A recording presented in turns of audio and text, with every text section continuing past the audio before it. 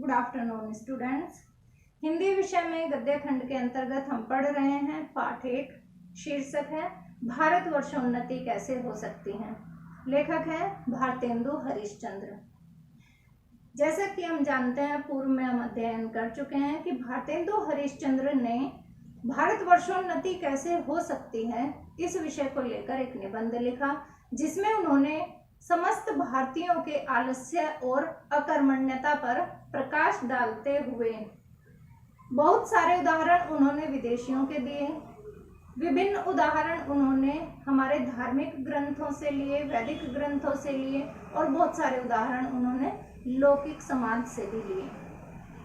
इन्हीं सब उदाहरणों को लेकर, इन्हीं सब बातों को लेकर उन्होंने अपना ये निबंध लिखा। आइए देखते हैं आज हम कहाँ से शुरू करेंगे। संकेत है मुझको मेरे मित्र ने कहा था। यहाँ से आज हम पढ़ना शुरू करेंगे। पैराग्राफ को ध्यान से सुनना, उसकी व्याख्या, उसका भावार्थ अच्छे से आप समझ लेंगे तो संबंधित प्रश्नों के उत्तर आप आसानी से लिख पाएंगे। तो चलिए शुरू करते हैं इसी संदर्भ में आगे। मुझको मेरे मित्रों ने कहा था कि तुम इस विषय पर कुछ कहो कि हिंदुस्तान की उन्नति कैसे हो सकती है। भला इस विषय में मैं और क्या कहूँ। भागवत में एक श्लोक है, नृदेहम आद्यम सुलभम सुदुर्लभम प्लवम सुकल्पम गुरु कर्णधार मया अनुकूलेन नभः स्वेतिरितम पुमानम भवाब्धि न तरेत स आत्मः। भगवान कहते हैं, पहले तो मनुष्य का जन्म ही दुर्लभ है, सो मिला उस पर गुरु की कृपा और उस पर मेरी अनुकूलता। इतना सामान पाकर भी जो मनुष्य संसार सागर के पार न कर जाए, उसे आत्महत्यारा ही कहना चाहिए। यही दशा इस समय हिंदुस्तान की है। बहुत लोग यह कहेंगे कि हमको पेट के धंधे के मारे छुट्टी ही नहीं रहती है। बाबा हम क्या उन्नति करें, तुम्हारा तो पेट भरा है, तुमको दून की सूझती है। यह कहना उनकी बहुत बड़ी भूल है। इंग्लैंड का पेट भी कभी यूं ही खाली था। उसने एक हाथ से अपना पेट भरा, दूसरे हाथ से उन्नति के कांटों को साफ किया। क्या इंग्लैंड में किसान, खेत वाले, गाड़ीवान, मजदूर, कोचवान आदि नहीं हैं?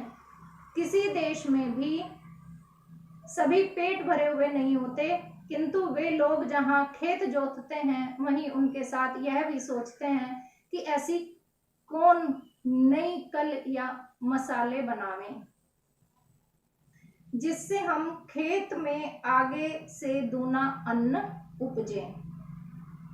यहाँ तक आज हम इसकी व्याख्या देखेंगे। लेखक आगे बताते हैं कि कभी किसी समय एक घटना हुई और मुझको मेरे मित्रों ने ये कहा कि भारतेंदु तुम ही इस विषय पर कुछ कहो कि भारतवर्ष की उन्नति कैसे हो सकती है। भारतेंदु हरिश्चंद्र ने इस विषय में उनको उत्तर दिया कि भला इस विषय में मैं और क्या कहूँ। तो यहाँ पर उन्होंने भागवत का एक श्लोक पढ़ा।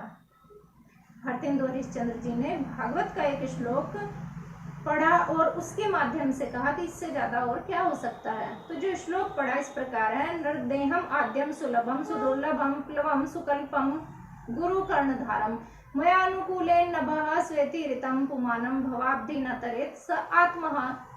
अर्थात भगवान कृष्ण कहते हैं कि पहले तो मनुष्य का जन्म ही दुर्लभ है, फिर जो जन्म मिल गया उस पर गुरु की कृपा होना, ये भी अपने आप में बहुत बड़ी बात है।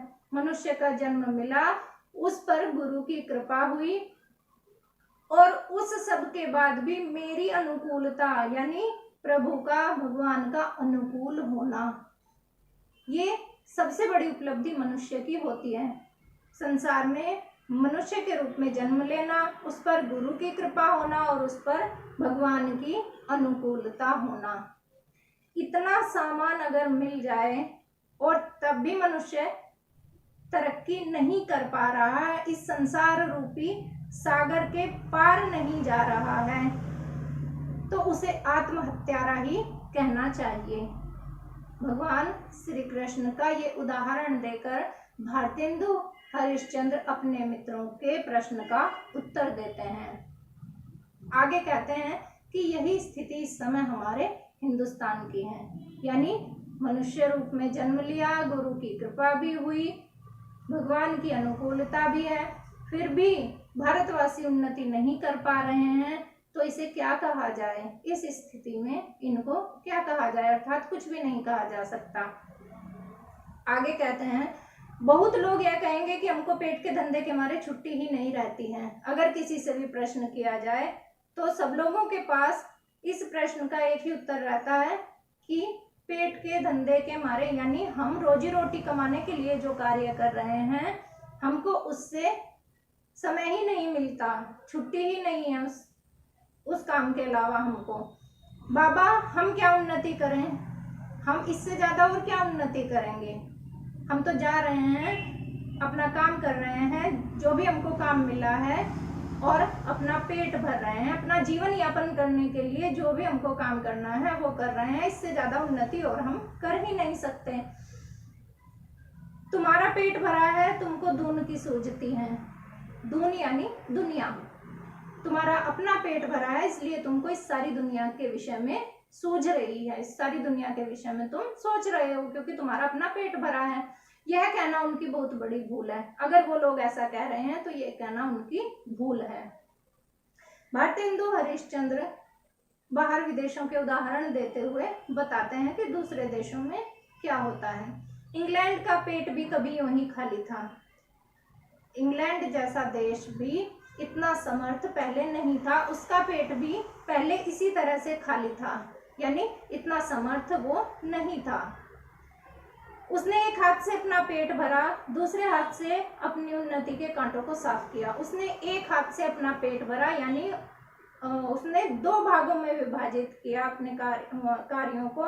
एक हाथ से तो वह, यानी एक तरफ तो वह अपने जीविकोपार्जन के लिए काम करता था, दूसरी ओर उसने क्या किया, जो विकास में जो बाधाएं आ रही थी उनको उसने हटाया। क्या इंग्लैंड में किसान, खेत वाले, गाड़ीवान, मजदूर, कोचवान आदि नहीं हैं? अर्थात सभी वर्ग के और सभी तरह का काम करने वाले लोग इंग्लैंड में भी हैं। किसी देश में भी सभी पेट भरे हुए नहीं होते। ऐसा इस दुनिया में कहीं भी नहीं होता कि सभी लोग बहुत सामर्थ्यवान हों, सभी संसाधनों से युक्त हों। ऐसा इस संसार में कहीं भी नहीं है। किंतु जो लोग जहाँ खेत जोतते हैं वहीं उनके साथ ये भी सोचते हैं।